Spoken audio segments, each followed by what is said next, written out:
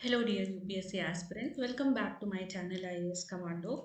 सो देखिए, इस वीडियो में जैनिज्म के बारे में पढ़ेंगे। अब देखिए, जैनिज्म के बारे में आपको बहुत सारे वीडियोस मिल जाएंगे, बट द प्रॉब्लम इज कि यूपीएससी की अब रिक्वायरमेंट्स बदल गई हैं। अगर आप देखें तो यूपीएससी अब थोड़ी डीपर क्वेश्चन पूछ रहा है जैनिज्म से रिलेटेड। ओके, तो उन क्वेश्चंस में यूपीएससी एक्चुअली पूछ क्या रहा है? It is asking about the various books related to Jainism. It is asking about the various scholars related to Jainism, and even in prelims वहाँ पे पूछा जाने लगा है कि जैनिज्म के जो बेसिक कॉन्सेप्ट्स हैं, फिलॉसफी की जो बेसिक थ्योरी है, उनके बारे में पूछा जाने लगा है। ओके, तो यूपीएससी का जो फोकस एरिया है जैनिज्म में, अब वो यहाँ पे आ गया हुआ है। ठीक है, तो जैनिज्म को हम यहाँ पे बहुत ही डिटेल में समझेंगे। थोड़ा नॉन कन्वेंशनल पढ़ेंगे जैसे आपको जैनिज्म मिलता है, बट थोड़ी नॉन कन्वेंशनल तरीके से पढ़ेंगे जैनिज्म को, but you will get a lot of information in this video. Okay, and you will be able to understand the concepts and philosophies of Jainism जैसे कि जैन लोग खुद समझते हैं. Okay, so this will be a very authentic video for you on Jainism. So let's begin. Okay, so देखिए क्या है कि अगर हम देखें तो द मोस्ट इम्पॉर्टेंट टेक्स्ट, अगर हम देखें रिलीजियस टेक्स्ट और सेक्रेट टेक्स्ट और टेक्स्ट इवन इंडिया में अगर हम देखें तो इट इज रामायण. ओके, तो अभी आप देखेंगे रामायण के कई वर्जन्स हैं. ओके, तो जैन वर्जन भी है एक रामायण का जिसको कहते हैं पौमाचर्यु, और ये विमल सूरी जी ने लिखी हुई है. ओके, और ये लिखी हुई है प्राकृत लैंग्वेज में. जब आप रामायण के दूसरे वर्जन्स के बारे में बात करते हैं तो आपको एक बुद्धिस्ट वर्जन भी मिलता है रामायण का. उसे कहते हैं दशरथ जाटक, और वो पाली लैंग्वेज में है. इसी तरीके से तमिल वर्जन ऑफ रामायण जो है वो कंबान नाम के जो ऑथर है उन्होंने लिखी हुई है, और बुक जो है वो ईरम अवतारम कहलाती है. Okay, and Ramcharitmanas by Tulsidas is well known already. Okay, तो अब देखिए मैं यहाँ से क्यों चालू कर रही हूँ, because I am just trying to explain कि जो जैन टेक्स्ट है, okay, that is not just about Jainism. It will contain the history of dynasties as well. It will contain the history of Jain scholars of other religion as well. And यहाँ पे आपको जो हमारे Hindu religion related जो भी mythological stories हैं उनके बारे में भी आपको यहाँ पे देखने को मिलेगा. ओके, तो वही सब है, हम एक ओवरऑल बहुत अच्छा पर्सपेक्टिव यहाँ पे जनरेट करने की कोशिश कर रहे हैं. अब देखिए, जो पौमाचर्यु है जो विमल सूरी जी ने लिखी हुई है, जो ये वर्जन है रामायण का, यहाँ पे रावण को एक ट्रैजिक हीरो के जैसे प्रेजेंट किया हुआ है, जिनको लक्ष्मण जी जिनका वध करते हैं, नॉट राम. ओके, एंड यहाँ पे रावण को ये बोला गया है कि ही embodies all the Jain virtues, okay, including non-violence, because non-violence is one of the foremost virtues in Jainism. Okay, तो ये एक पर्सपेक्टिव है कि जैसे कि बहुत सारे फिलोसफीज हैं, उसी तरीके से रामायण को भी अलग अलग तरीके से प्रेजेंट किया हुआ है, and this is a very important book in Jainism. Okay, now see, अगर हम जैनिज्म के सेक्रेट बुक्स की बात करें तो जैनिज्म के जो सेक्रेट बुक्स हैं उनको सिद्धांत या आगम कहते हैं. ओके, जैनिज्म की जो सेक्रेट बुक्स हैं उनको सिद्धांत या आगम कहते हैं. So let's find out about the secret book of Jainism. Okay, उससे पहले देखिए, ये देख लीजिए कि जो अर्लीस्ट टेक्स्ट हैं जैनिज्म के, जो अर्लीस्ट टेक्स्ट हैं उनको ईस्टर्न डायलेक्ट ऑफ प्राकृत में बनाया गया है. ओके, और वो ईस्टर्न डायलेक्ट ऑफ प्राकृतिक क्या है? अर्धमगधी है. ठीक है ना? तो ये बेसिकली जैनिज्म के जो अर्लीस्ट टेक्स्ट हैं उनकी लैंग्वेज है. ठीक है ना? एंड देखिए, जैन का जो मोनास्टिक ऑर्डर है, यानी कि see, Jainism is a religion and उसमें मोनास्टिक ऑर्डर है. तो मोनास्टिक ऑर्डर देखिए दो ग्रुप्स में बटा हुआ है. एक है Shwetambar and one is Digambar school. Okay, so Digambar actually means जिसका अंबर ही वस्त्र हो, या जिसने अपने वस्त्रों को त्याग दिया हो. ओके, सो बेसिकली अगर आप लोगों ने ध्यान दिया हो तो जो नेकेड मॉक्स होते हैं जैनिज्म में, okay, so they are from the Digambar sect, and the ones who adorn themselves with white clothes. Okay, so उनको श्वेतांबर कहते हैं, बिकॉज श्वेत obviously you know is white. Okay, so ये बेसिकली दो ओवरऑल जो बड़े सेक्ट्स हैं जैनिज्म में वो ये हैं. ओके, और थर्ड सेंचुरी के अराउंड ये डिवीजन आया था जैनिज्म में. ओके, तो देखिए इसी हिसाब से थोड़ा कैनोनिकल टेक्स्ट में भी डिफरेंस है। एक्चुअली क्या डिफरेंस है हम आगे देखेंगे। अब देखिए श्वेतांबर के जो कैनोनिकल टेक्स्ट है, मतलब जो मेन सेक्रेड बुक्स जो टेक्स्ट हैं, उनमें क्या क्या इंक्लूडेड है? 12 अंगास इंक्लूडेड है। ओके, 12 उवम गाज इंक्लूडेड है, जिनको उपंगास भी कहते हैं। 10 पैनाज इंक्लूडेड है, जिनको प्राकिरनास कहते हैं। 6 छेद सूत्र इंक्लूडेड है, 4 मूल सूत्र इंक्लूडेड हैं। एंड इसके अलावा नंबर ऑफ इंडिविजुअल टेक्स्ट भी हैं जो कैनोनिकल टेक्स्ट के अंदर आते हैं, जैसे नंदी सूत्र हो गया, या अन्यु अन्युगोद्रवा हो गया, या अनुगोदरा जिसको हम कहते हैं। तो ये श्वेतांबर लोगों के कैनोनिकल टेक्स्ट हैं। ओके, अब देखिए दिगंबर और श्वेतांबर में डिवीजन का एक मेन रीजन ये भी है कि जो दिगंबर हैं वो ये मानते हैं कि जो जैनिज्म के जो एंशिएंट टेक्स्ट थे वो खो गए हैं। ओके, और वो अब अपने प्योरेस्ट फॉर्म में नहीं मिलते, तो दे डोंट रिकॉग्नाइज कि ये जो है ये वही एक्चुअल टेक्स्ट है। ओके, सो ये वाली चीज है। लेकिन दिगंबर सेक्ट जो है वो भी प्राइम इंपॉर्टेंस देता है अंगास को।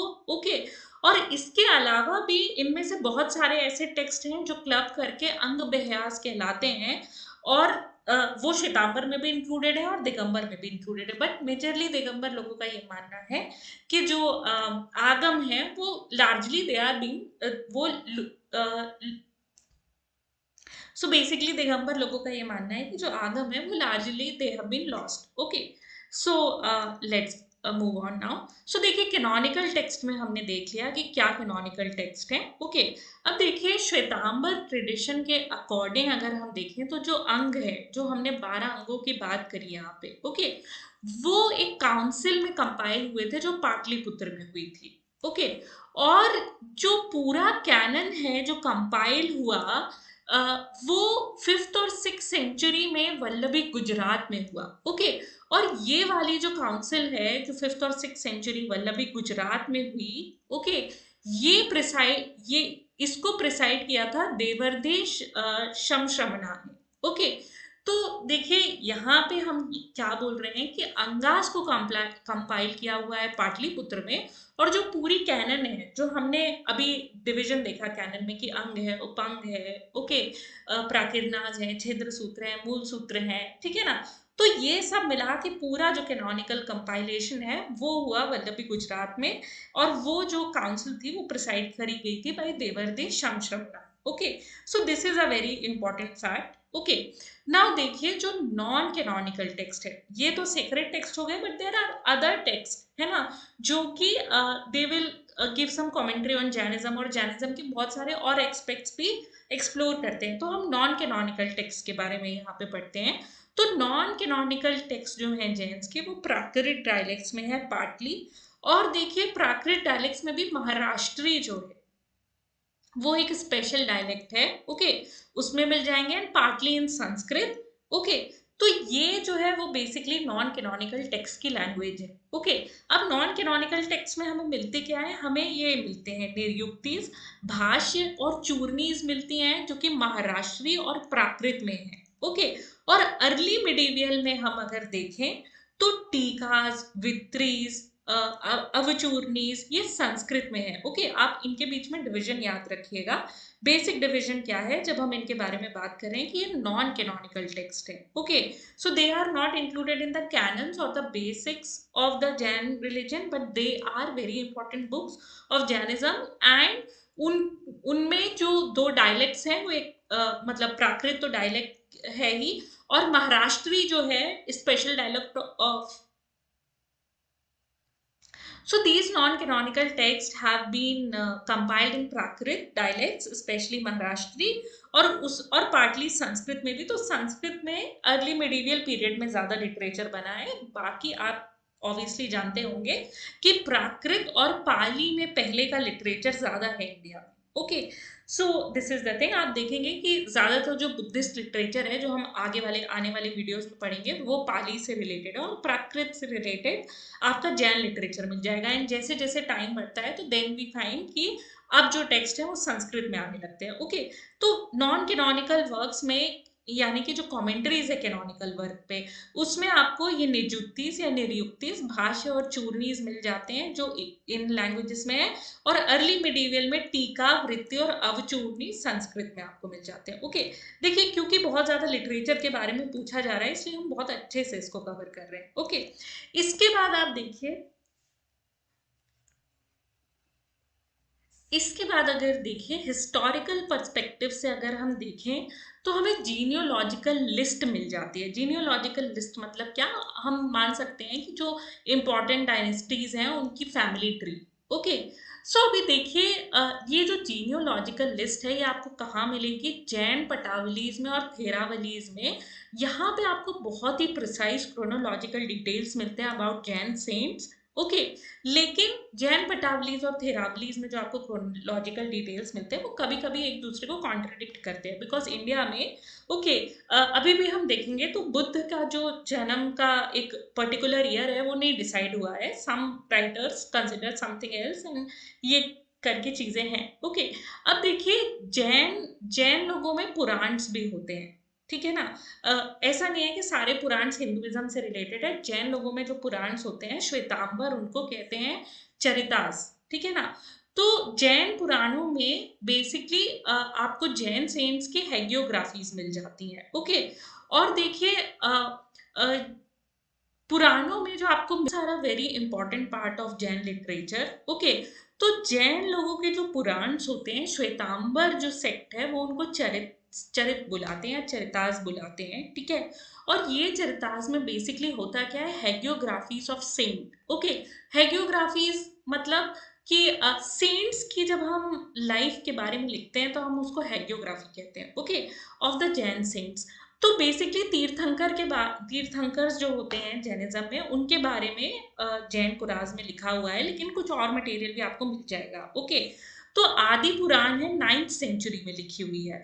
और ये जो आदि पुराण है वो जो पहले तीर्थंकर हैं जैनिज्म के, ऋषभ देव, उनके बारे में है, क्योंकि उन्हें आदिनाथ के नाम से भी जानते हैं। Okay, so Adi Purana is related to Jainism. Generally लोग जो है वो पुराणों को हिंदुइज्म से एसोसिएट करते हैं, बट यहाँ पे अगर एग्जाम में क्वेश्चन आ जाए तो थोड़ा ध्यान रखिएगा। ओके, फिर आपको 8th सेंचुरी में हरिवंश पुराण मिल जाएगी। ओके, हरिवंश पुराण में बेसिकली आपको मिलेगा क्या, ये एक जैन वर्जन है of the stories of the characters of Mahabharata, of Kauravas, of Pandavas, of Krishna, Balram and others. Okay, तो ये बात अच्छे से याद रखिएगा, ये जो बुक है हरिवंश पुराण लिखी गई है 8th सेंचुरी में, और ये जैन वर्जन है of the stories of Mahabharata, of Kauravas, Pandavas, Krishna Krishna Balram and others. Okay, fine, let's move on.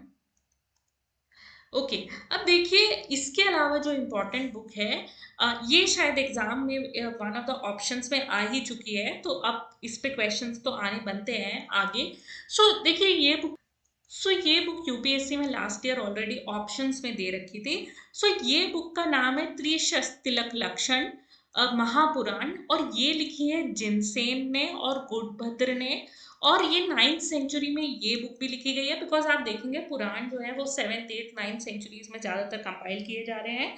तो त्रिशस्त्रलक लक्षण महापुराण जो है वो जिनसेन और गुणभद्र ने लिखी हुई है, और इसमें भी आपको जैन सेंट्स, किंग्स, हीरोज की जो लाइफ स्टोरीज है वो यहाँ पे मिल जाएंगी। ओके, इसके अलावा भी इसमें बहुत सारे टॉपिक्स होते हैं, topics such as life cycle rituals, dreams का इंटरप्रिटेशन, टाउन प्लानिंग के बारे में, वॉरियर की ड्यूटीज के बारे में, एक किंग को कैसे रूल करना चाहिए, ये भी हमको त्रिशस्त्र लक्षण महापुराण में हमको देखने को मिल जाता है। ओके, फिर देखिए 12th सेंचुरी में एक बहुत ही इंपॉर्टेंट बुक है जो जैनिज्म की है, वो है परशिष्ट पर्वन। ओके, परशिष्ट पर्वन जो है वो हेमचंद्र सूरी ने लिखी हुई है, और ये अर्लीस्ट अकाउंट है ऑफ जैन टीचर्स, और यहाँ पे पॉलिटिकल हिस्ट्री भी मेंशन्ड है। ओके, तो परशिष्ट पर्वन इसलिए एक बहुत ही इंपॉर्टेंट बुक हो जाती है। और 12th सेंचुरी के बाद जो प्रबंध नाम की किताबें हैं, है ना, ये गुजरात में सेमी हिस्टोरिकल अकाउंट्स दे देती हैं सेंट्स के और हिस्टोरिकल कैरेक्टर्स के भी। सो ओवरऑल अगर हम देखें तो हम कैनोनिकल लिटरेचर से आ रहे हैं, जिसमें हम अंग की बात कर रहे थे, आगम की बात कर रहे थे।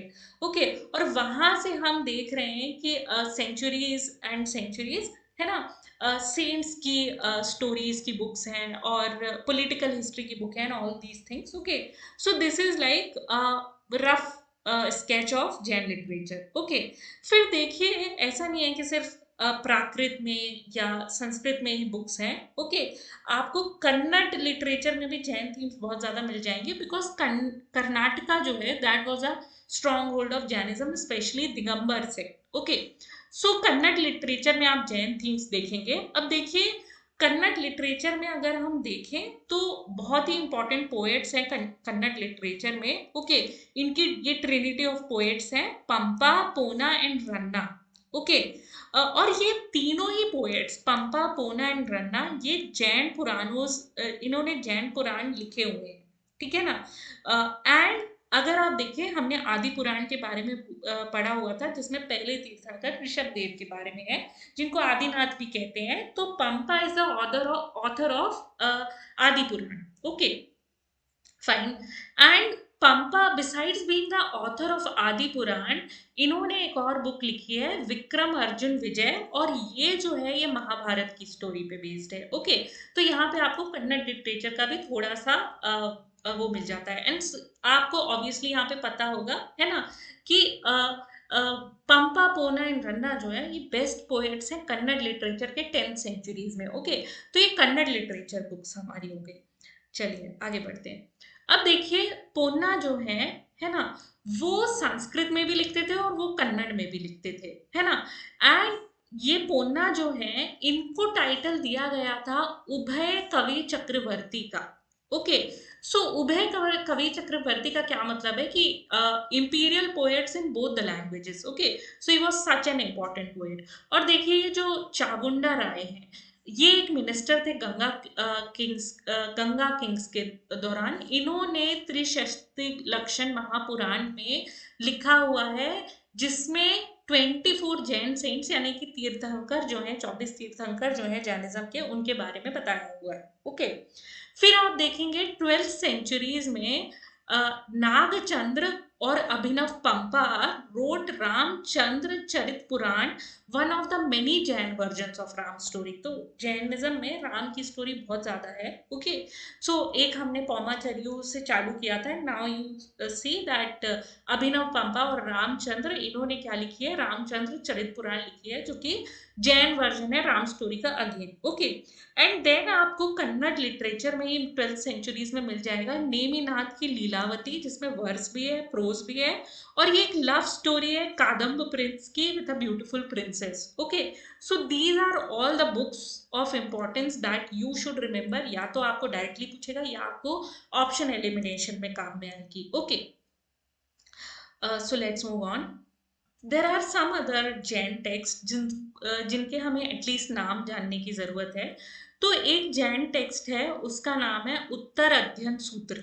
ओके, अब ये जो उत्तर अध्ययन सूत्र है, इसमें क्या दिया हुआ है, इसमें कुरु किंग के बारे में बताया हुआ है, जिनका नाम है इशुकारा, एंड वो रूल करते थे टाउन ऑफ इशुकारा को। ओके, अब देखिए जैन टेक्स्ट एक और चीज क्लेम करते हैं कि जो बिंबिसारा है वो महावीर के फॉलोवर थे। ओके, तो ये उत्तर ध्यान सूत्र में ही कहा गया है कि बिंबिसारा जो है, उन्होंने महावीर भगवान को विजिट किया हुआ था with a retinue of wives, relatives and servants, और फिर वो डिवोटेड फॉलोवर बन गए। उसके अलावा देखिए जैन शिष्ट पर्वन में नंदा किंग्स की भी हमको जीनियोलॉजीज मिल जाती हैं। ओके, तो जैन परिशिष्ट पर्वन के हिसाब से जो फर्स्ट नंदा किंग है, ओके, वो जो है he is a son of a barber by ganika, and ganika means courtesan. Okay, so ये सारी चीजें भी जैनिज्म में आपको मतलब अच्छी खासी डायनेस्टिक हिस्ट्री भी देखने को मिल जाती है। ओके, फिर देखिए जैन ट्रेडिशन में हस्तिनापुर बहुत ही इंपॉर्टेंट है। क्यों? क्योंकि that is the place where the first Tirthankar Rishabh देव वो रहा करते थे, एंड महावीर भगवान एज। फिर देखिए जैन ट्रेडिशन में Hastinapur is a very important place, because यहाँ पे जो फर्स्ट तीर्थंकर थे वो रहा करते थे, and because of which the 24th तीर्थंकर महावीर भगवान ऑफन विजिटेड हस्तिनापुर। ओके, अब देखिए एक और चीज होती है कि जो कोई भी एक रिलीजियस टेक्स्ट होता है, उसमें एक चीज होता है कि उसका खुद का फिलोसफिकल टेक्स्ट के बारे में बातें करी हुई रहती हैं, लेकिन बुद्धिज्म और जैनिज्म में ऐसे टेक्स्ट भी हैं जो बुद्धिस्ट और जैनिज्म के टेक्स्ट जैसे क्वालिफाई करेंगे, लेकिन वो दूसरे फिलोसफिकल पोजीशंस के बारे में भी बात करते हैं। तो अगर हम देखें तो बुद्धिज्म में हमको ये ब्रह्मजल सूत्र मिलता है, या ब्रह्मजल सूत्र मिलता है, जिसमें 62 डिफरेंट फिलोसफिकल पोजीशंस के बारे में बात करी हुई है, जिसमें हर चीज के बारे में बात की हुई है, आत्मा के बारे में बात करी हुई है, कॉजलिटी, एग्जिस्टेंस, डेथ के बारे में बात करी हुई है। उसके बाद यहाँ पे ये कंक्लूड किया हुआ है कि ये जो डिफरेंट फिलोसफिकल पोजीशंस है, ये ओपिनियंस हैं, है ना, एंड ये सेंसेशंस के ऊपर बेस्ड है, एज अ थ्योरी ये अनटेनेबल है। एंड एक जैन टेक्स्ट है जिसको हम कहते हैं स्थानंग।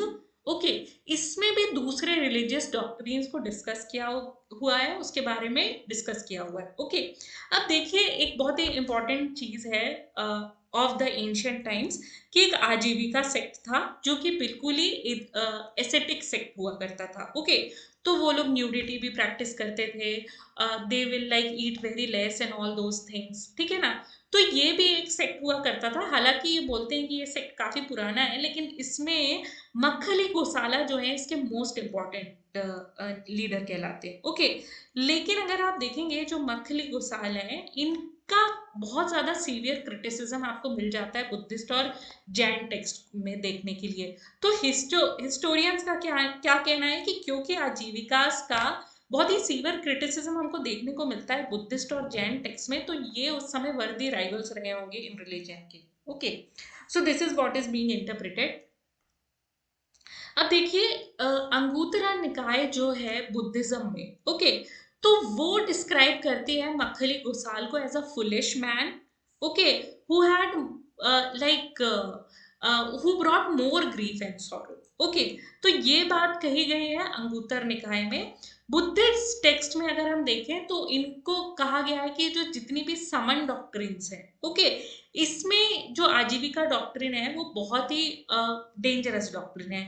जैन टेक्स्ट में भी हमको बिटर राइवलरी और कॉन्फ्लिक्ट देखने को मिल जाता है आजीविका के साथ। जो भगवती सूत्र है वो बेसिकली एक जैन टेक्स्ट है, उसमें एक वायलेंट कॉरल डिस्क्राइब करी हुई है between Makkhali Gosala and Mahavir, in which obviously Makkhali Gosala जो है वो महावीर भगवान को कर्ज करते हैं, है ना, and try to destroy him with his great power and of course unsuccessfully. तो ये सब एक इंटरप्रिटेशन है जो बुक्स में दिया हुआ है। Okay, so what is the relationship between ajivikas and buddhism and jainism, you can decipher from here. Okay, फिर देखिए कुछ इंपॉर्टेंट टर्म्स भी हैं जो जैनिज्म के हैं, वो भी हम धीरे धीरे पढ़ते जाएंगे। सो देखिए मॉनसून रिट्रीट को वास वास कहते थे।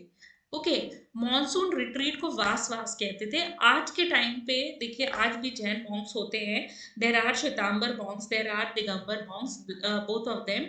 एंड देखिए क्या होता है कि मॉनसून के टाइम पे they don't move from one place to another, तो इसीलिए आज उनको विहार कहते हैं। वैसे मोनेस्टिक एस्टैब्लिशमेंट को परमानेंट मोनेस्टिक एस्टैब्लिशमेंट को विहार कहते हैं, बट अभी भी थोड़ा टर्मिनोलॉजी चेंज हो गई है। ओके, आज के समय में एंड व्हेन एनी मॉन्क और sadhu leaves from a particular place, तो ऐसा कहा जाता है कि विहार हो गया है उनका, but the actual term is वास वास। Okay, so which is important from the perspective of history and from the perspective of UPSC as well. अब देखिए जैन डॉक्ट्रिन जो है ऐसा माना जाता है कि वो बुद्धिस्ट डॉक्ट्रिन से काफी ज्यादा ओल्ड है, लेकिन कितनी ओल्ड है ये प्रिसाइसली नहीं बताया जा सकता। अब देखिए बुद्ध और महावीर जो हैं दोनों कॉन्टेम्पररीज थे, वो एक ही समय पे थे और उनकी टीचिंग्स भी समवॉट सिमिलर हैं।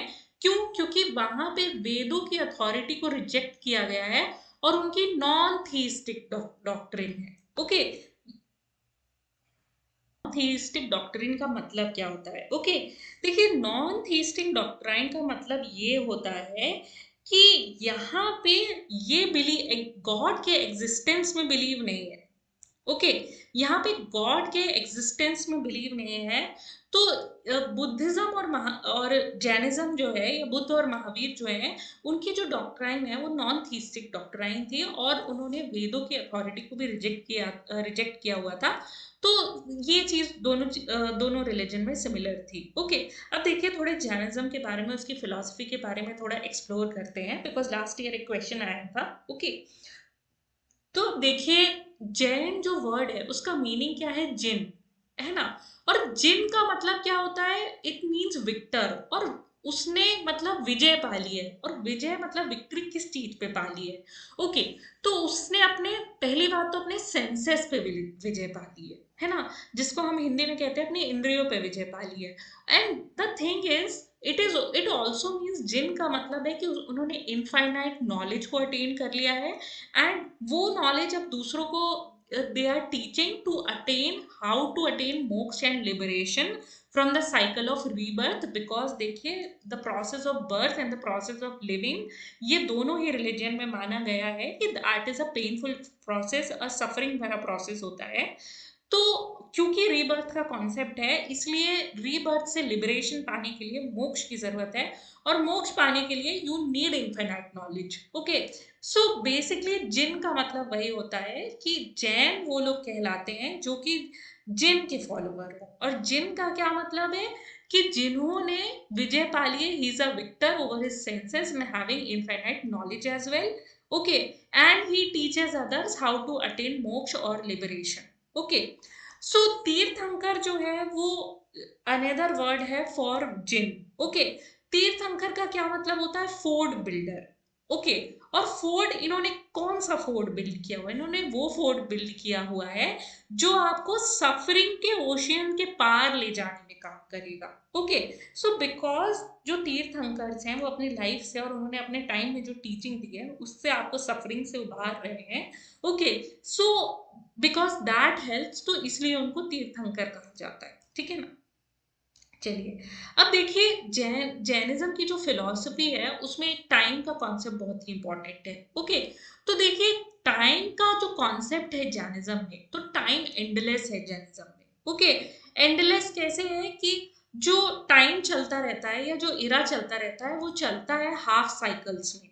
ओके, और ये हाफ साइकिल्स डिवाइडेड होती हैं दो में, एक को हम कहते हैं उत्सर्पिनीज, और एक को कहते हैं अवसर्पिनीज। ओके, उत्सर्पिनीज और अवसर्पिनीज में क्या अंतर है कि देखिए एक एक समय ऐसा आता है, या एक साइकिल ऐसा आता है कि जहां पे जो हमारी हैप्पीनेस है वो रिग्रेसिव टर्म्स में बढ़ रही है आगे, ठीक है ना, मतलब हम और ज्यादा दुखी होते जा रहे हैं। और अवसर्पिनीज यानी जो प्रोग्रेसिव समय आता है उसमें हमारी डिग्री ऑफ जो हैप्पीनेस है वो बढ़ती है। ओके, तो ये जो उत्सर्पिनीज है और अपसर्पिनीज है ये बहुत ही लंबे समय तक चलती हैं। और इन इन ये जो उत्सर्पिनीज और अपसर्पिनीज है, okay, the concept of regressive time, time of regressive happiness and progressive happiness, आगे जाकर के इनको 6 स्टेजेस में बांटा जाता है जिनको काल कहते हैं। ओके, तो इस तरीके से टाइम का कॉन्सेप्ट है। तो देखिए होता क्या है कि ईच हाफ साइकिल में क्या होता है, 24 तीर्थंकर होते हैं। तो अब सिर्फ एक अवसर्पिणी चली उसमें 24 तीर्थंकर आएंगे, एंड फिर जो उत्सर्पिणी चली उसमें भी 24 तीर्थंकर आएंगे, और ये इनफाइनाइट उस तक चलता रहता है। Okay, so there will be like, because time is endless and for every half cycle there will be like 24 tirthankaras. तो ऐसे करके तीर्थंकर्स होते रहेंगे। ओके ना, सो वही वाली चीज है। अब देखिए फर्स्ट तीर्थंकर जो थे, okay, in our current half cycle, जिसको अवसर्पिणी कह रहे हैं, है ना।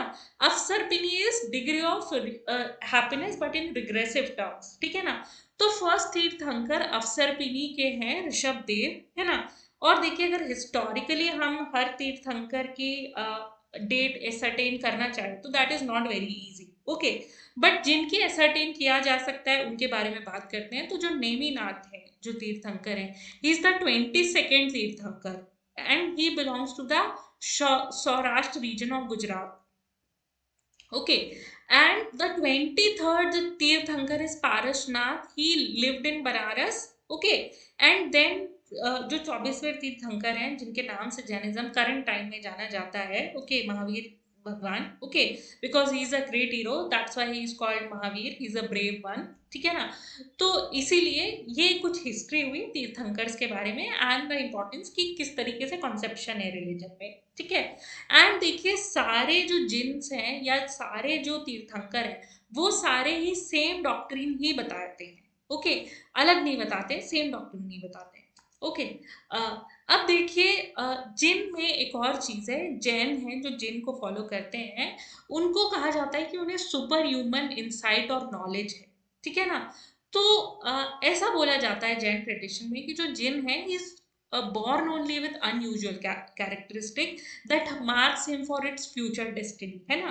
तो यानी जन्म से ही he is somebody who is, आज के समय में हम कहे जाए तो प्रोडिजी है for liberation, okay. So this is the thing and उन्हें अवधि ज्ञान होता है। What is the meaning of अवधि ज्ञान? अवधि ज्ञान का मतलब होता है सुपर ह्यूमन कॉग्निशन या साइकिक पावर, ओके। तो यहाँ सुपर ह्यूमन कॉग्निशन का ये मतलब है कि डिस्टेंट ऑब्जेक्ट्स को परसीव करना और फ्यूचर इवेंट्स को फोरसी करना, ओके, उसे जैनिज्म में अवधि ज्ञान कहा गया है, ठीक है ना। अब देखिए अचरंग सूत्र जो है इसमें ये बताया गया है कि जो वर्धमान महावीर के पेरेंट्स थे वो पारसनाथ तीर्थंकर के ऑलरेडी फॉलोवर थे, ओके। सो मतलब जैनिज्म के फॉलोवर ऑलरेडी थे। भगवान महावीर के जो पेरेंट्स हैं ये अचरंग सूत्र में आपको बताया गया है, ऑब्वियसली आपको पता चल जाता है कि जो अचरंग सूत्र है वो एक जैन टेक्स्ट है, ओके। आगे बढ़ते हैं। अब देखिए दिगंबर और श्वेतांबर में दोनों में ये माना गया है कि जो 24वें तीर्थंकर हैं जो वर्धमान महावीर हैं, है ना, ही वॉन्डर्ड अबाउट 12 ईयर्स, उन्होंने बहुत ज्यादा ऑस्टेरिटीज या एसेटिज्म को प्रैक्टिस किया, मेडिटेशन किया, फास्टिंग किया, उसके बाद उनको केवल ज्ञान अटेन हुआ। So though he was being born to like attain kevala jnana या liberate people, but still 12 years का उनको सीवियर पेनेंस करना पड़ा, सीवियर ऑस्टेरिटीज के थ्रू जाना पड़ा फॉर अटेनिंग केवल्य ज्ञान या इनफाइनाइट नॉलेज, जिसको ओमनीसियंस भी कहते हैं, ओके। और ये सब उन्होंने कहाँ किया? रीजू पालिका रिवर के किनारे, okay, in the field of a householder name Samagra, okay.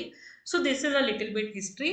अब देखिए जो श्वेतांबर ट्रेडिशन है और जो दिगंबर ट्रेडिशन है इसमें एक डिफरेंस है, ओके। सो यहाँ पे क्या डिफरेंस है? देखिए एक बार जब महावीर भगवान ने केवल्य ज्ञान को अटेन कर लिया तो उसके बाद दूसरा काम आता है कि the task of disseminating the teaching, okay. तो टीचिंग्स को डिसेमिनेट करने का काम किसका है? गंधारस का, गंधारस का, ठीक है ना। गंधारस मतलब कि जो चीफ डिसाइपल होते हैं उनका, ठीक है ना। तो पहले गांधार जो है वो है ब्राह्मण Indrabhuti Gautam and his 2 brothers, ठीक है, जो कि संघ के पहले मेंबर्स भी बनते हैं। तो नंबर ऑफ गांधार जो है वो 11 होते हैं और वो जो है वो जैनिज्म की टीचिंग्स जो है वो डिसेमिनेट करते हैं, ओके। सो देखिए थोड़ा सा यहाँ पे डिवीजन क्या है कि दिगंबर ट्रेडिशन में माना जाता है कि गांधार ने जैनिज्म की टीचिंग जो है वो डिसेमिनेट करी है। श्वेतांबर ट्रेडिशन में ये माना जाता है कि महावीर भगवान himself like traveled for disseminating the teachings of Jainism, okay. So this is a little bit more of a difference, okay. अब देखिए थोड़ी सी और जैन फिलोसफी के बारे में समझते हैं। जैन फिलोसफी में let us understand the Jain understanding of reality, okay, कि रियलिटी को जैनिज्म में कैसे परसीव किया हुआ है, ओके। सो देखिए जैन का जो फिलोसफिकल सिस्टम है, ओके, वो यहाँ पे दूसरे प्रोनाउंसमेंट में या दूसरे सिस्टम्स में जो रियलिटी है उसको क्रिटिसाइज कर रहे हैं, है ना। तो वो ये कहते हैं कि जैसे हम रियलिटी के बारे में बात करते हैं कि रियलिटी इटर्नल होती है या नॉन इटर्नल होती है या चेंजिंग होती है या अनचेंजिंग होती है या एक सिंगल रियलिटी है या कोई पार्शियल रियलिटी है, ये सारी चीजें जो हैं these are extreme view of things, okay. कि हम ये नहीं कह सकते कि रियलिटी इज इटर्नल और नॉन इटर्नल और इट चेंजेस और नॉट चेंजेस और it is a single kind of reality और there are multiple realities, okay. तो देखिए यहाँ पे एक्चुअली क्या बोला हुआ है, ये नहीं बोलता जैनिज्म की जो दूसरे स्कूल्स हैं उनको कंडेम किया जा रहा है, नहीं। ऐसा भी नहीं किया जा रहा है। एब्सोल्युटली उनको इनवैलिड बोला जा रहा है, नहीं ऐसा भी नहीं बोला जा रहा है। उनको बोला जा रहा है कि ये पार्शियली ट्रू स्टेटमेंट्स है, these are not completely true. तो उसको पार्शियली ट्रू स्टेटमेंट्स को यहाँ पे न्यायास बोलते हैं। ओके, न्यायास बोलते हैं। तो न्याया का मतलब क्या है कि जब आप कह रहे हैं कि ये जो फिलोसफिकल सिस्टम है ना, यहाँ पे ये जो अगर कोई फिलोसफिकल सिस्टम कोई एक परमानेंट कंक्लूजन पे आता है, इटर्निटी या non eternity and all those things, okay, तो वो कोई एब्सोल्यूट वैलिडिटी नहीं क्लेम कर सकता। Okay, because that is only a partial view of thing according to Jain doctrine. और जैन डॉक्ट्रिन ये इंसिस्ट करती है कि रियलिटी जो है वो मैनी फोल्ड होती है, जिसे अनेकांत भी कहते हैं। तो रियलिटी इज नॉट एकांत, रियलिटी इज मैनी फोल्ड, जिसको अनेकांत भी कहते हैं। ओके, चलिए, तो अभी देखिए आगे क्या कहा गया है। ये कहा गया है कि जो भी चीजें एग्जिस्ट करती हैं उसके तीन एस्पेक्ट होते हैं। उसका एक एस्पेक्ट होता है सब्सटेंस, जिसको हम द्रव्य कहते हैं। उसका दूसरा एस्पेक्ट होता है क्वालिटी, जिसको हम गुण कहते हैं। और उसका तीसरा एस्पेक्ट होता है मोड, जिसको हम पर्याय कहते हैं। और देखिए, एग्जिस्ट करने के लिए जो वर्ड एग्जिस्ट करता है उसे सत कहते हैं। ओके, तो अब देखिए, जो जैन डॉक्ट्रिन है अनेकांतवाद का, तो वो ये कहता है कि जो नेचर ऑफ रियलिटी है, इसे कभी भी पूरी तरीके से पता नहीं किया जा सकता, क्योंकि ये बहुत ही कॉम्प्लेक्स और मल्टीपल एस्पेक्ट्स होते हैं उसमें। ठीक है ना, तो हर चीज की हमें रिलेटिव नॉलेज है, we don't have a complete knowledge of things. Okay, so doctrine of anekantavada and the doctrine of syadvada. स्यादवाद का मतलब क्या होता है? The doctrine of may be, है ना, कि हम यहाँ श्योरिटी से नहीं कह रहे हैं, we are like it is a doctrine of may be, and it emphasizes relativity of all knowledge. Okay, that no knowledge is very much objective, everything is related to a particular frame of reference. तो स्यादवाद में actually बोला क्या जाता है कि that every judgement we make is relative to the particular aspect of the object we are judging and the point of view from which we जज it. Okay, तो अगर देखिए, अगर आप 11th 12th में फिजिक्स के स्टूडेंट रहे हैं, तो ये कुछ इस तरीके से ट्रांसलेट करता है कि आप किस फ्रेम ऑफ रेफरेंस पे हो, और आप जिसको ऑब्जर्व कर रहे हो वो किस फ्रेम ऑफ रेफरेंस पे है। ओके, तो दोनों की पोजीशन पे डिपेंड करता है कि अ, मतलब जो आपका जजमेंट है वो दोनों की पोजीशन पे डिपेंड करता है। तो ये कोई एक, हम ये नहीं कह सकते कि this is the absolutely absolutely truth version और ट्रू जजमेंट।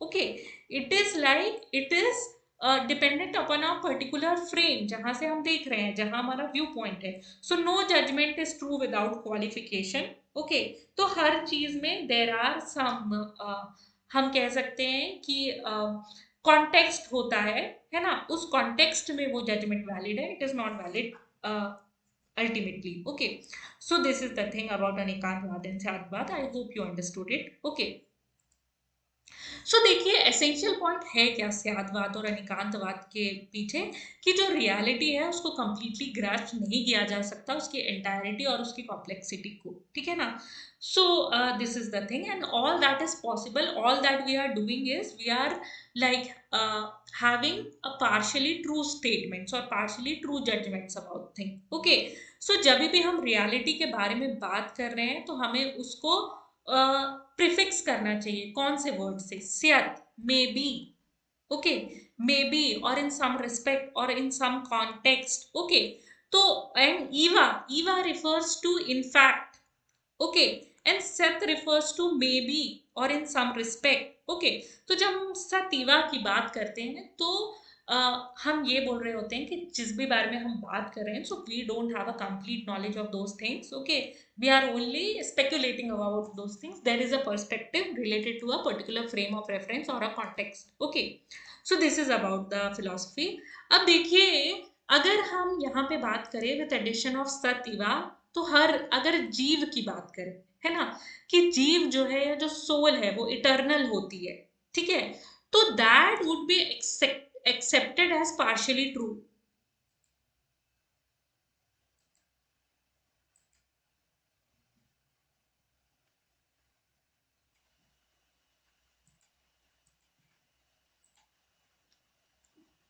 ओके, तो जब हम सतीवा की बात कर रहे होते हैं, तो अगर हम जैसे बात करें जीव या सोल के बारे में बात करें, ओके, तो अगर हम ये स्टेटमेंट दे रहे हैं कि सोल जो है वो इटर्नल है, ओके, तो ये एक पार्शियली ट्रू स्टेटमेंट है, ठीक है। और अगर हम ये बात भी करें कि सोल जो है वो नॉन इटर्नल है, तो ये भी एक पार्शियली ट्रू स्टेटमेंट ही है, ओके।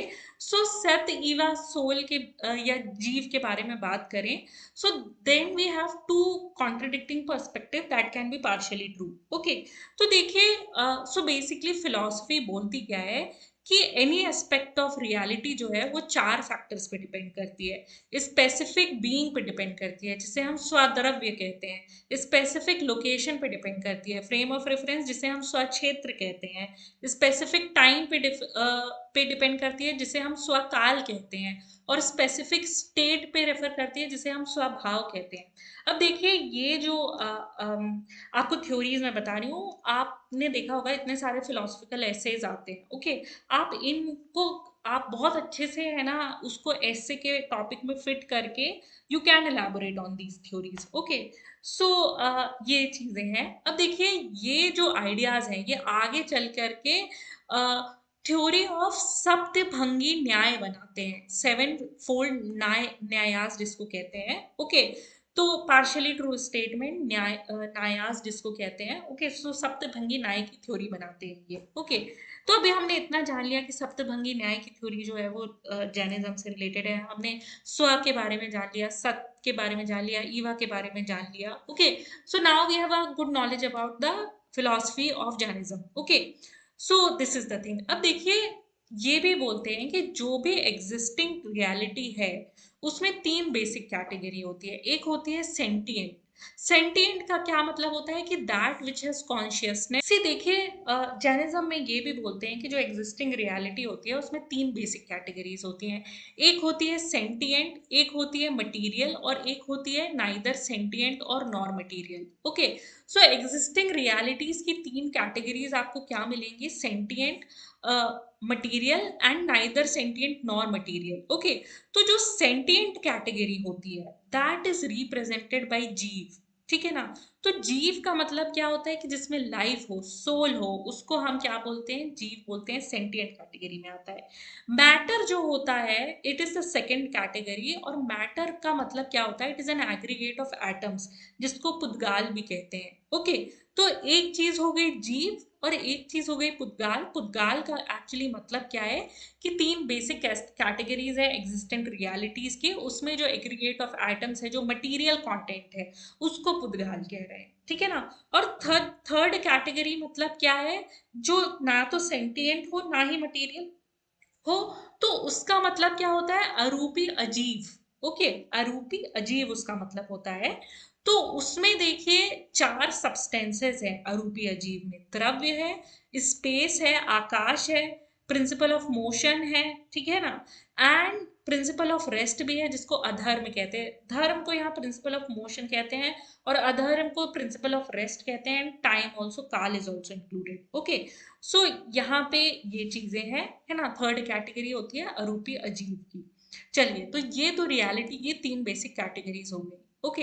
अब देखिए, जैनिज्म में ये भी मानते हैं कि इनफाइनाइट नंबर ऑफ जीव होते हैं, ठीक है। और ये जो जीव होते हैं इनका ओन कोई फॉर्म नहीं होता, खुद का कोई फॉर्म नहीं होता, ओके। जैसे कि एक लैंप जो है तो रूम जैसा होगा, उस तरीके से लैंप जो है वो रूम को भर देगी लाइट से।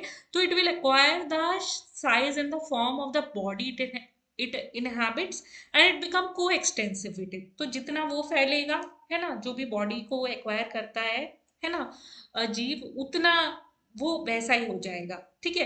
तो जीव की देखिए तीन मेन क्वालिटी होती है। क्या? चैतन्य, कॉन्शियसनेस जिसको कहते हैं, ब्लिस जिसको कहते हैं सुख, और एनर्जी जिसको कहते हैं वीर, ठीक है। और देखिए, यहाँ पे क्या माना जाता है कि जो इनफाइनाइट नंबर ऑफ जीव होते हैं, ठीक है। तो जैन डॉक्ट्रिन में ट्रांस माइग्रेशन का कॉन्सेप्ट है, और ट्रांस माइग्रेशन किस वजह से होता है? कर्म की वजह से, ठीक है। लेकिन ट्रांस माइग्रेशन और कर्म का जो यूजुअल कॉन्सेप्ट है और जो जैनिज्म का कॉन्सेप्ट है वो थोड़ा डिफरेंट है, ओके। तो चलिए उसको भी देख लेते हैं कि ट्रांस माइग्रेशन का जो कॉन्सेप्ट है उसमें क्या डिफरेंस है। तो देखिए, जो कर्म है ना, जैनिज्म में जो कर्म है वो समझा जा सकता है कि जैनिज्म में जो कर्म है that is something material particles जो स्पेस में फ्लोट कर रहे हैं। ओके, अब ये जो कार्मिक मैटर है ये अलग अलग तरीके का होता है, ठीक है ना। तो कुछ जो है वो डायरेक्टली नेगेटिव इफेक्ट डालता है जीवों पे, कुछ नहीं डालता नेगेटिव इफेक्ट, ठीक है। तो जो मेजर नेगेटिव डिफेक्ट डालने वाले जो कर्म है उन्हें मोहनिया कर्म कहते हैं। मोहनिया मतलब डिल्यूजन कॉजिंग कर्म। तो आप समझ रहे हैं ना कि कर्म को एज अ मैटर माना गया या मटेरियल पार्टिकल्स माना गया है जो स्पेस में फ्लोट कर रहे हैं, और मोहनिया कर्म जो है, so these are delusion causing karmas. Okay, the karmas particularly obscure and obstruct the consciousness, bliss and energy of the jiva. Okay, तो जो जीव की जो तीन क्वालिटीज थी यहाँ पे, कॉन्शियसनेस, चैतन्य, ब्लिस, सुख, एनर्जी, वीर्य ऑफ द जीव, ठीक है ना। तो यहाँ पे ये मोहनिया कर्म पार्टिकल्स जो हैं ये इन सब चीजों को ऑब्स्ट्रक्ट कर रहे हैं, ठीक है ना। तो कर्म पार्टिकल्स जो हैं वो, वैसे कर्म पार्टिकल्स आप अट्रैक्ट करते हो, कोई भी जीव है वो इस तरीके से कर्म पार्टिकल्स को अट्रैक्ट करता है जैसे उसके पैशंस हैं, जैसे उसके डिजायर है, जिस तरीके की उसकी हेट्रेड है या लाइकिंग है उस तरीके से। ओके, तो देखिए एक चीज होती है कि जब karma particles actually begin to flow towards the jiva, है ना, और उसको बांधने के लिए, है ना, जब कर्म के बंद हो जाते हैं उसको बांधने के लिए जब ये जीवों की तरफ मूव करना चालू कर देते हैं कर्म के पार्टिकल्स, तो उसको असरव या फ्लो कहते हैं। ओके, एंड जब कोई जीव एसोसिएट हो जाता है किसी पर्टिकुलर कर्म से, तो उसको कहते हैं कि उसके कर्म के बंद हो गए, now he is in bondage. Okay, तो कर्म के बंद हो जाते हैं, नाउ अ जीव इज इन बॉन्डेज, ये कॉन्सेप्ट है कर्म का यहाँ पे। ओके, अब देखिए ऐसा नहीं है बंद हो गए तो आप छूट नहीं सकते। ओके, तो यहाँ पे जीवों की एक इम्पॉर्टेंट क्वालिटी भी होती है ना, कुछ जीवों की इम्पॉर्टेंट क्वालिटी होती है जिसको हम कहते हैं भाव्यत्व। भाव्यत्व का क्या मतलब है कि आपके पास कैपेसिटी है कि आप इन कर्मों से मुक्ति पा सकते हैं, you have the capability to become free. Okay, and that does not, and your भावते यानी कि आपकी जो कैपेसिटी है फ्री होने की, वो कर्म पार्टिकल से ओवरवेल्म नहीं होती, उससे अफेक्ट नहीं होती, ठीक है ना। तो अगर आप एफर्ट करेंगे, अगर आपके पास राइट नॉलेज है, तो फ्रेश कर्म जो है वो आना बंद हो जाएंगे। तो जो फ्रेश कर्म यानी कि और आप कर्मों से ना बंधे और वो कंडीशन जब स्टॉप हो जाती है तो उसको समवार कहते हैं, ठीक है। और जब एक स्टेप होता है कि पहले कर्मों का फ्लो होता है, बट आपकी कैपेसिटी है आप कर्मों का फ्लो रोक सकते हैं, तो जब कर्मों का फ्लो रुकने लगता है तो उसे संवार कहते हैं। और नेक्स्ट स्टेज, जब ये कर्मों के जो बंध थे जो हमारे ऊपर थे, वो जब वियर आउट होने लगते हैं तो हम उन्हें निर्जरा कहते हैं।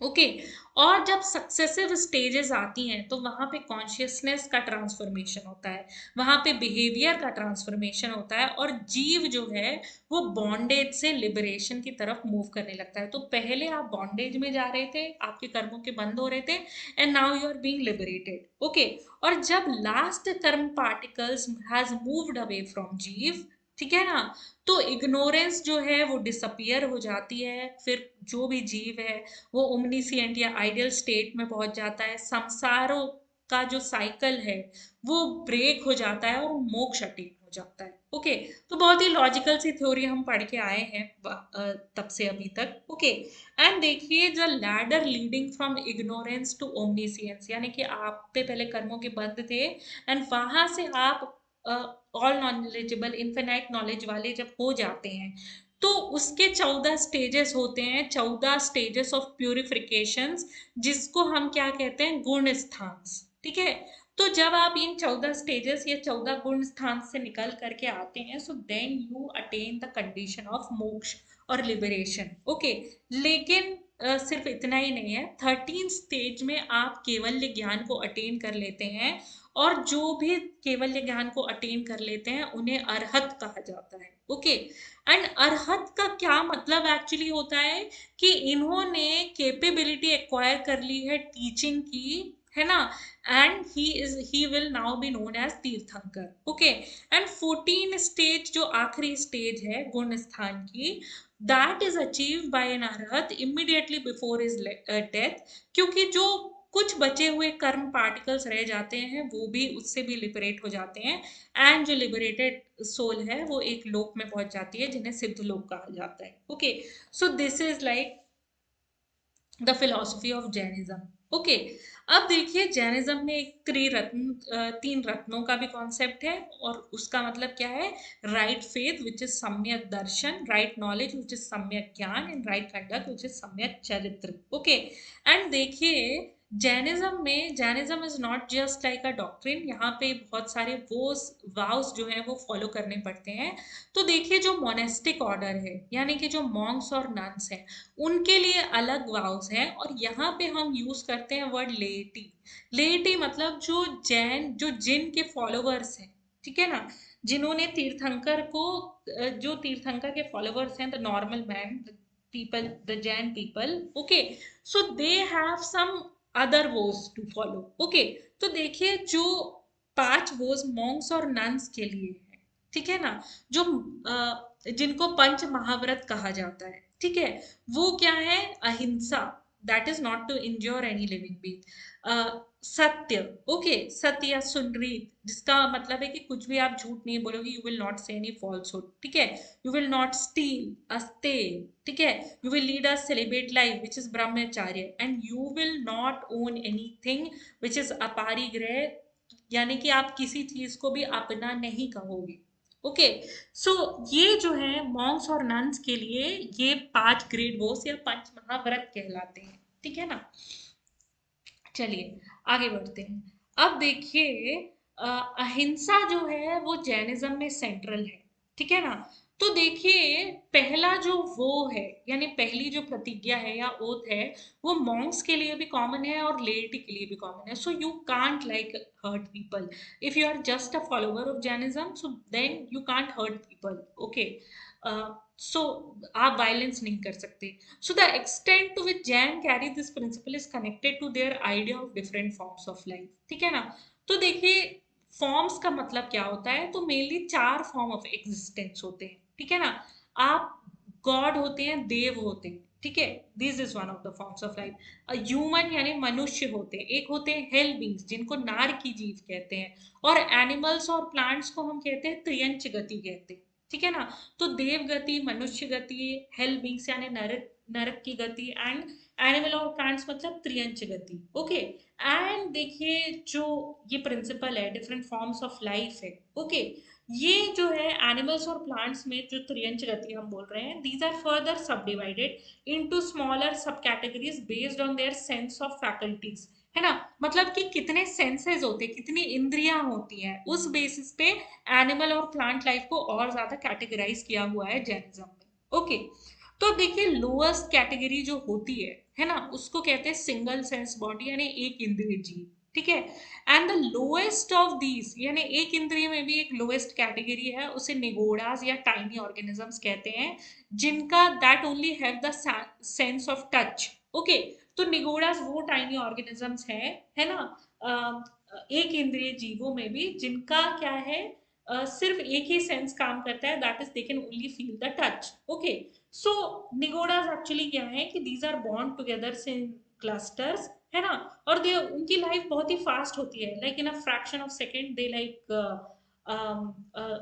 emanate and then they die also. Okay, so nigodas are supposed to be all over the place, ठीक है, वो bodies inhabit करते हैं, प्लांट्स की, एनिमल्स की, लोगों की, ठीक है ना। एंड अबव द निगोडास, है ना, निगोडास के ऊपर जो थोड़े स्लाइटली हायर इन स्केल हैं, लेकिन हैं वो भी एक इंद्रिय या सिंगल सेंस ऑर्गेनिज्म ही है, ठीक है, उन्हें क्या कहते हैं? उन्हें स्थावर कहते हैं, स्थावर कहते हैं, ठीक है ना। तो ये जो स्थावर हैं ये आपको अर्थ बॉडीज में मिल जाएंगे, वाटर बॉडीज में मिल जाएंगे, एयर बॉडीज में मिल जाएंगे, ठीक है। और प्लांट्स जो है वो हायर इन स्केल है, लेकिन एक इंद्रिय जीव प्लांट्स भी हैं, they can only feel the touch, ठीक है, but they have a complex structure and a longer life. And animal are still higher, क्योंकि एनिमल्स में आप देखेंगे you will have 2 to 5 senses in animals, है ना। और जिनके पास पांचों इंद्रियां हैं, ठीक है, उनको क्लासिफाई किया जा सकता है दो दो भागों में।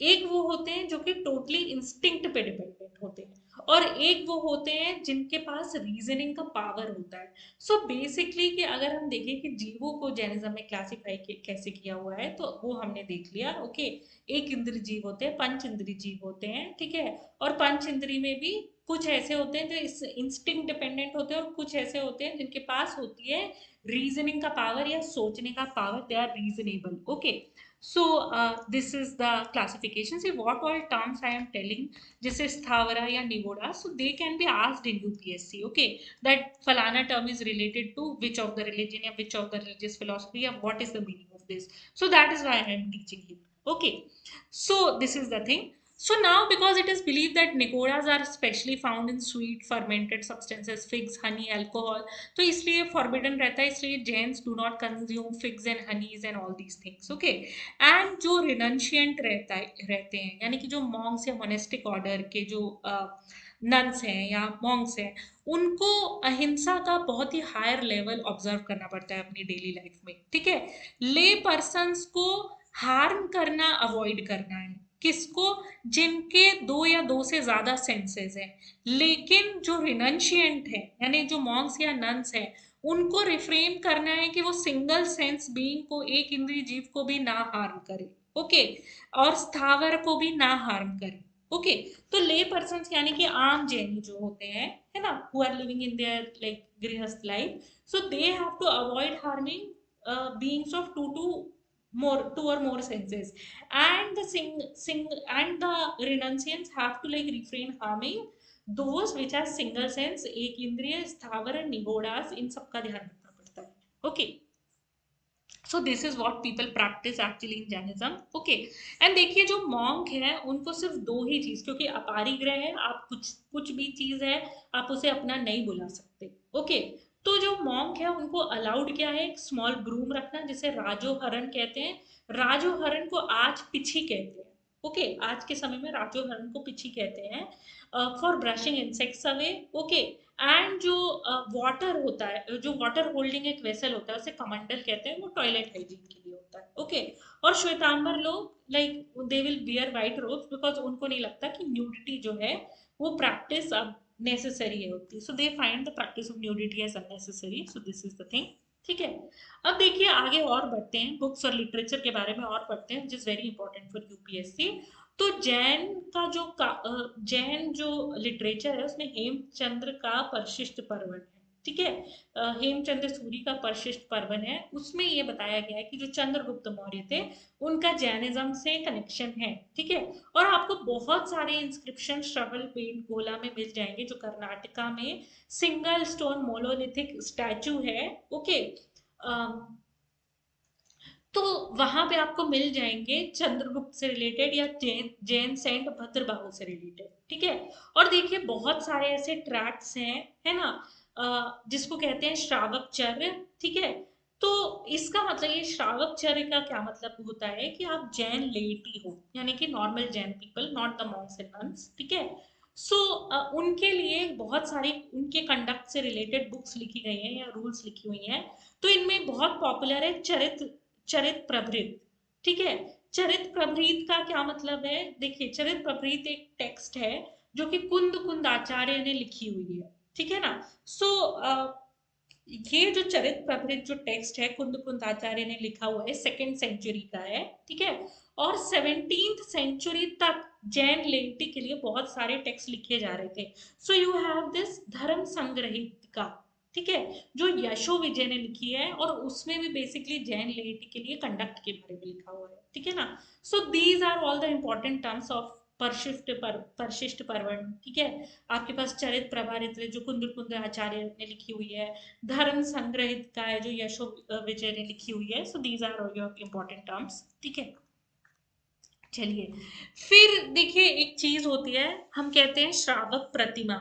श्रावक प्रतिमा का एक्चुअली मतलब क्या है कि कोई भी ले पर्सन है, उसको अगर रिनंशिएशन के लिए प्रिपेयर करना है तो वो पहले प्रतिमाधारी होता है, बाद में वो कंप्लीट रिनंशिएशन पे जाता है, ठीक है।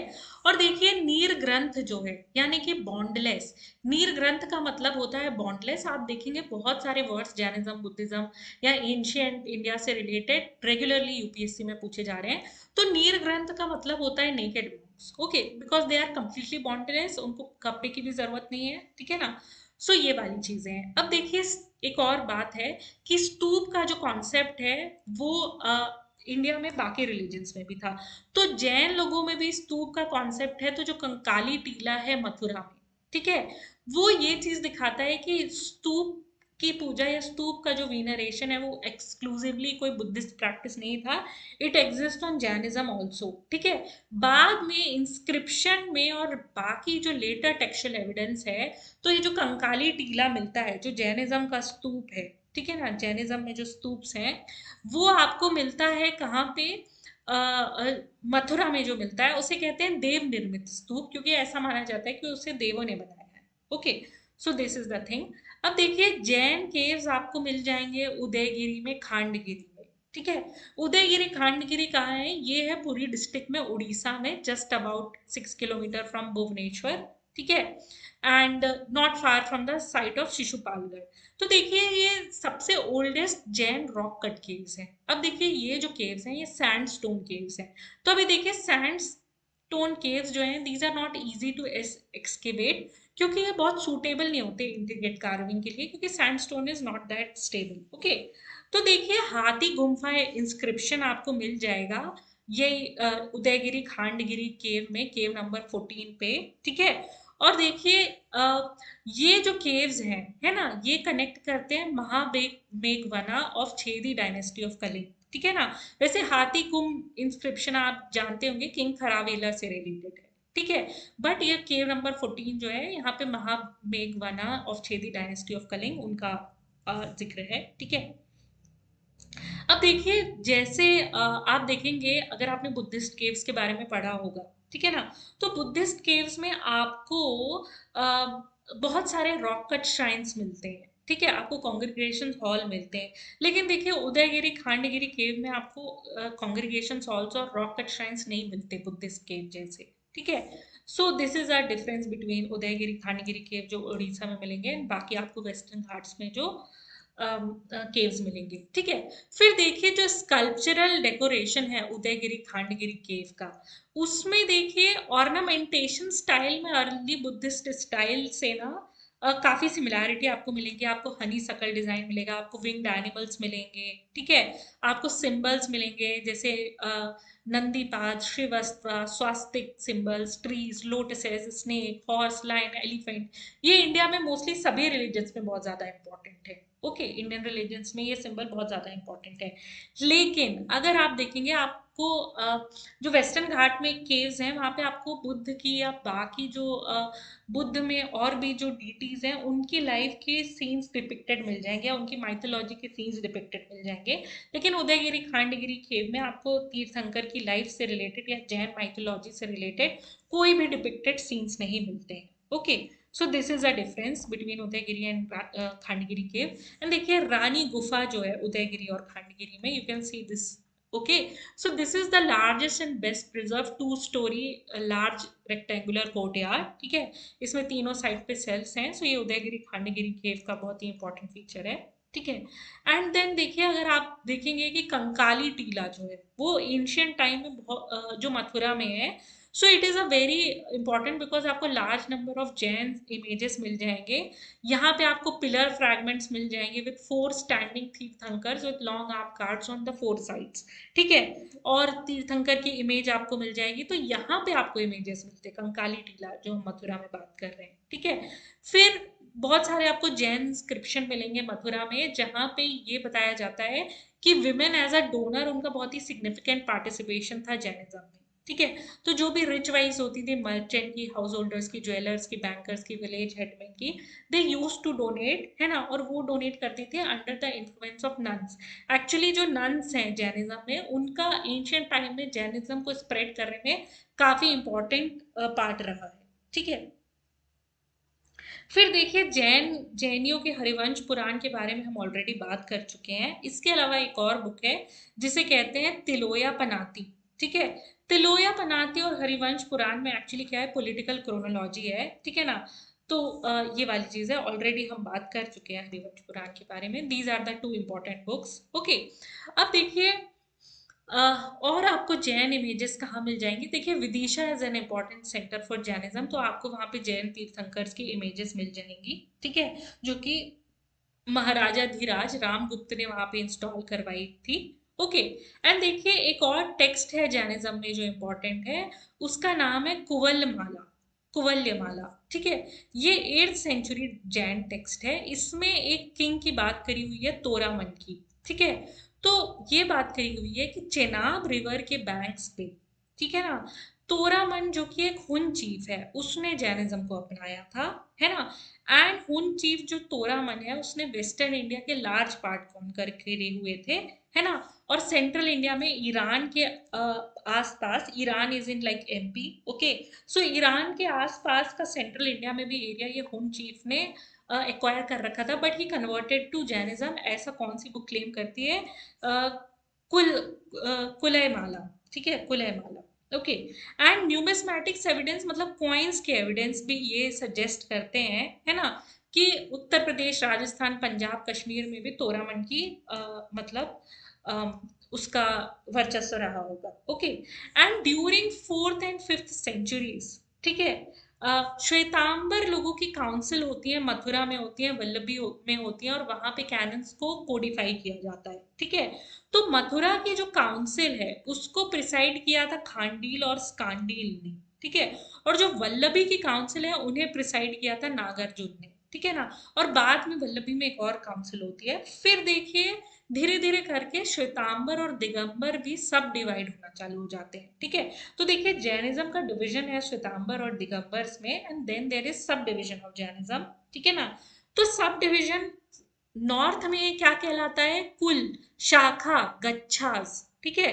तो जो श्वेतांबर और दिगंबर का जो नॉर्थ में सब डिवीजन है, उसे कुल, शाखा या गच्छास कहते हैं, लेकिन साउथ में सब डिवीजन को संघ या गण भी कहते हैं, ठीक है। सो ये वाली चीज है। अब देखिए, हमने कमेंट्रीज के बारे में बात किया हुआ है, जो नॉन कैनोनिकल टेक्स्ट है, निरुक्तिज हैं, चूर्णीज हैं, ठीक है ना, ये भी लिखी गई हैं। तो बहुत सारे मॉन्क्स स्कॉलर्स भी रहे हैं, तो जैसे कुंद कुंद आचार्य हैं, सामंत भद्र हैं, सिद्ध सेन दिवाकर हैं, पूज्य पद हैं, ठीक है। So these are one of the most important monks and scholars of Jainism. तो देखिए, स्कॉलर्स के बारे में पूछने लगे, बुद्धिस्ट स्कॉलर्स के बारे में पूछने लगे हैं, so they can ask about Jain scholars also, okay. तो कुंद कुंद, सामंत भद्र, सिद्ध सेन दिवाकर, है ना, पूज्य पद। पूज्य पद को देवनंदी के नाम से भी जाना जाता था। So these are important scholars. Kund Kund आचार्य जो हैं, वो दिगंबर स्कॉलर हैं, जो 4th सेंचुरी में use to live, okay. So देखिए, कुंद कुंद आचार्य का जो मोस्ट इंपॉर्टेंट वर्क्स है, वो है समय सार और प्रवचन सार, ओके। सामंतभद्र जो है, ये भी एक दिगंबर टीचर हैं और थिंकर हैं, ये भी 4th सेंचुरी में रहा करते थे। इनके जो फिलोसफिकल वर्ड्स हैं, वो है अब, ओके। सो अपता मीमांसा और युकतनु शंशा जो है, वो सामंतभद्र जो एक मेजर दिगंबर थिंकर है, उनके मेजर फिलोसफिकल वर्क्स हैं, ठीक है। स्वयंभू सूत्र और जन स्तुति शतक जो है, वो तीर्थंकर्स के प्रेज में लिखे हुए हैं। और जो रत्न कारंडक आकाश,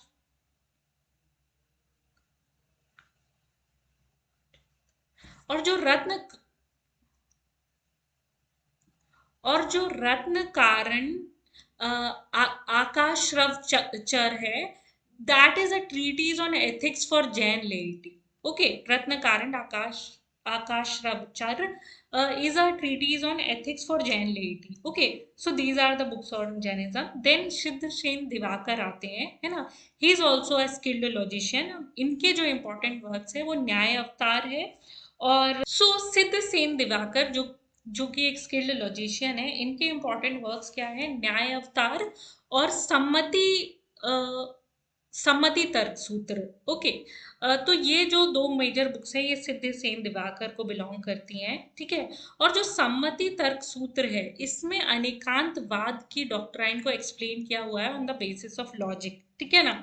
तो दिगंबर और श्वेतांबर दोनों जो सिद्ध सेन दिवाकर हैं, इनको क्या है, अपने आचार्य क्लेम करते हैं, ठीक है। फिर आपको मिलेंगे पूज्यपद्र, एंड इन्होंने ग्रामेटिकल बुक लिखी है, जिसे जैनेन्द्र कहते हैं, ठीक है। तो देखिए, इनकी अगर हम देखें, ही इज ऑल्सो अ लॉजिशियन, ठीक है। तो इन्होंने एक और बुक लिखी है जिसको कहते हैं सर्वात्र सिद्धि, ठीक है। सर्वात्र सिद्धि जो है वो तत्व,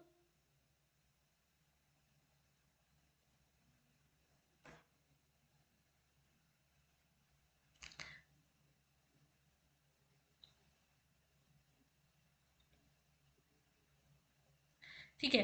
देन देखिए, पूज्य पद जो है, इनकी जो आपको बुक मिलती है, इनकी दो बुक्स हैं, जैनेन्द्र है और फिर सर्वार्थ सिद्धि भी है। सर्वार्थ सिद्धि जो है वो खुद एक कमेंट्री है एक दूसरी सूत्र पे, जिसे हम कहते हैं तत्व अर्थ दिग्मत सूत्र, ठीक है। तत्व तत्व अर्थ दिग्मत सूत्र। अब देखिए, यहाँ पे हम देखते हैं कि अब जो जैनिज्म का लिटरेचर है वो प्राकृत से संस्कृत की तरफ जाने लगा है इस पीरियड में। ओके, सो देखिए, संस्कृत जो है वो थोड़ा लेटर पीरियड की लैंग्वेज है, बहुत ही एंशियंट पीरियड की लैंग्वेज आपको प्राकृत और पाली मिलेगी। फिर देखिए, मथुरा में जो इंस्क्रिप्शन है वो गुप्ता ईयर का है, ठीक है, belonging to the reign of Kumar Gupta. तो वहां पे एक जैन मॉन्क का नाम है उस इंस्क्रिप्शन पे, जिन्हें दतिल आचार्य कहा जाता है, बिलोंगिंग टू विद्याधारी शाखा, ठीक है, एंड कोलियागढ़। अब ये जो शाखा और गण है, तो हमने देखा है कि जो जैनिज्म के सेक्ट्स हैं उसमें सब सेक्ट सब डिवीजन होने लगे हैं। सो दिस इज द थिंग, ठीक है। और सामध्य एक डिसाइपल है इन मॉन्क के, है ना, तो जिन्होंने एक जैन इमेज गिफ्ट करी हुई है। See, I don't think this information is very important, but still आपको अगर पूछे ये विद्याधारी शाखा या कोलिया गण जो है ये किसके सेक्ट्स हैं, है ना, तो ये एंशियंट सेक्ट्स हैं जो जैनिज्म से रिलेटेड है, ठीक है। फिर देखिए, आपको मिलेगी एक और टेक्स्ट जिसको कहते हैं वासुदेव हिंदी, ठीक है। वासुदेव हिंदी एक जैन टेक्स्ट है जो 5th सेंचुरी बीसी में है, और यहाँ पे एक टेम्पल के बारे में मेंशन्ड है जिसे कहते हैं जियांत स्वामी महावीर टेम्पल उज्जैन में, ठीक है ना। फिर जैन ट्रेडिशन में आपको दशपुर का मेंशन मिल जाएगा जो कि मॉडर्न डे मंदसौर है, ठीक है ना। और यहाँ पे श्वेतांबर मॉन्क्स काफी रहते हैं, so specially those associated with Kaushambika शाखा, ठीक है। तो शाखा जैनिज्म में होती थी, it's a subsect of division of Jainism. Okay, and then देखिए, आपको हरिसेन की एक और किताब मिलेगी जिसे कहते हैं बृहद कथा कोश, ठीक है ना। तो बृहद तो हरिसेन की ये जो दूसरी किताब है बृहद कथा कोश, ठीक है, इसमें 5 स्तूप के बारे में बताया गया है मथुरा के, ठीक है ना। तो अभी ये जो टर्म है पंच स्तूप निकाय, है ना, ये एक सेक्ट है जैनिज्म का जो कि बनारस मथुरा के अराउंड था, बाद में बंगाल में भी स्प्रेड हो गया। तो जिन सेन जो फेमस ऑथर हैं आदि पुराण के, ठीक है ना, जिन सेन जो आदि पुराण के फेमस ऑथर हैं वो इसी सेक्ट को बिलोंग करते थे, जो कि है पंचस्तूप निकाय सेक्ट। और 5 स्तूपों के बारे में हरि सेन की बृहद कथा कोश में बात करी हुई है, ठीक है। So this is a very deep knowledge, so I don't think so कि इससे बाहर है ना टेक्स्ट के बारे में पूछ सकते हैं। अब देखिए, वल्लभी गुजरात में 2 बार काउंसिल हुई जैनिज्म की, तो इसका मतलब क्या है कि जो वल्लभी गुजरात है वो बहुत ही एक इम्पोर्टेंट सेंटर है जैनिज्म का। अब देखिए, जैन ट्रेडिशन ये असर्ट करता है कि जो कल्प सूत्र है ना, वो रिसाइट किया था during the reign of Dhruv Sen, a Maitraka king of Vallabhi, है ना। देखिए, मैत्रक एक डायनेस्टी है ना, इसके बारे में यूपीएससी ने ऑलरेडी पूछा है। ध्रुव सेन मैत्रक डायनेस्टी के एक राजा हैं, और कल्प सूत्र को रिसाइट किया जाता था as a Jain tradition during the reign of Dhruv Sen, ठीक है ना। फिर देखिए, आपको मिलेगा विशेष अवश्य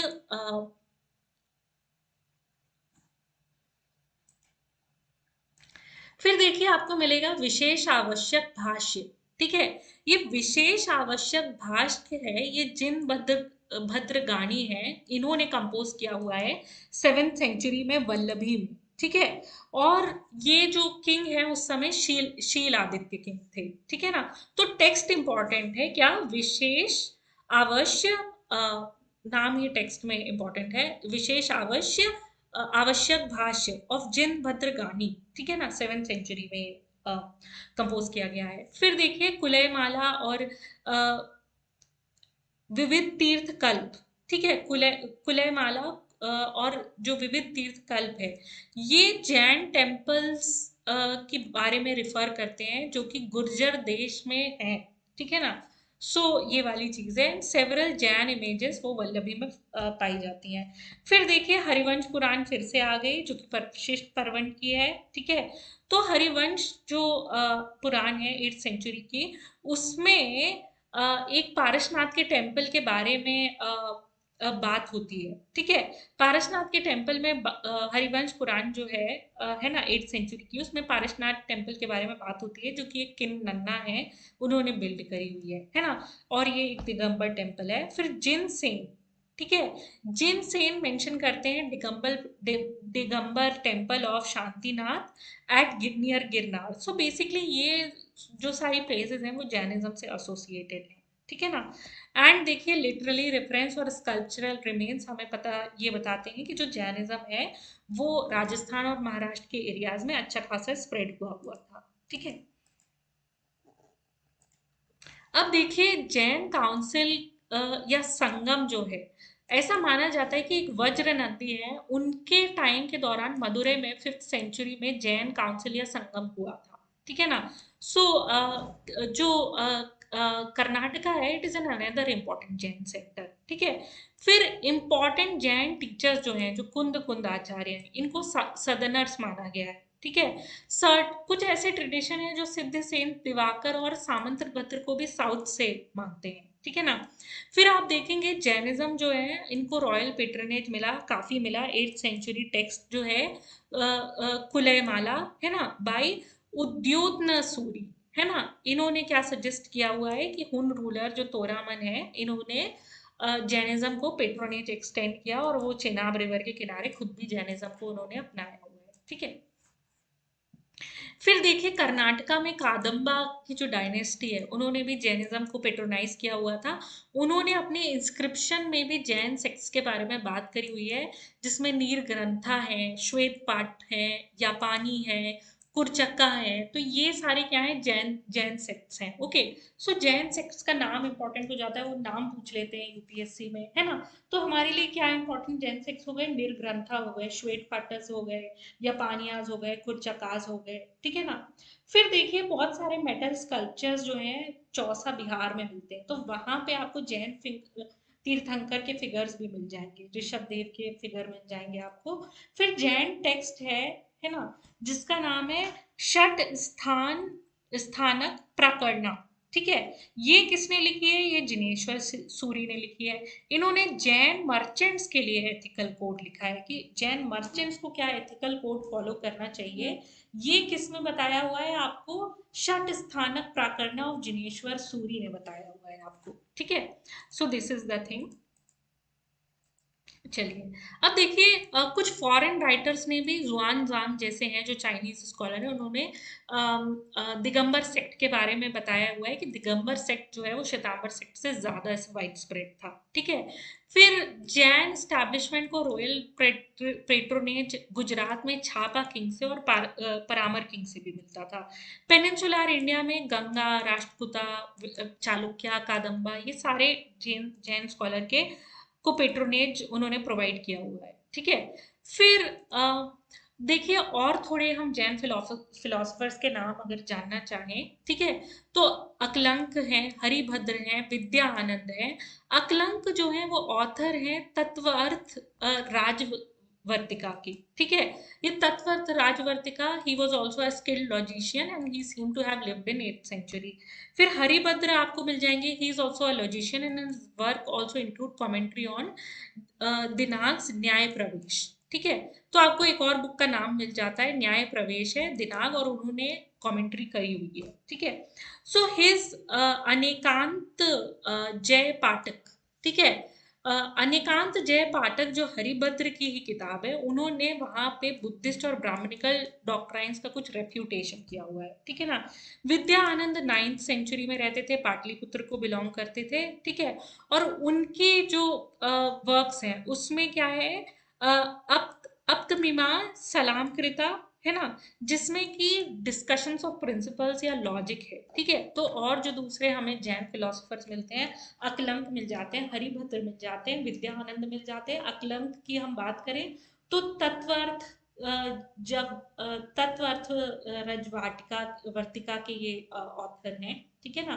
हरिभद्र की बात करें तो उन्होंने जो कमेंट्री करी हुई है दिनांक की न्याय प्रवेश पे, वो इम्पोर्टेंट है।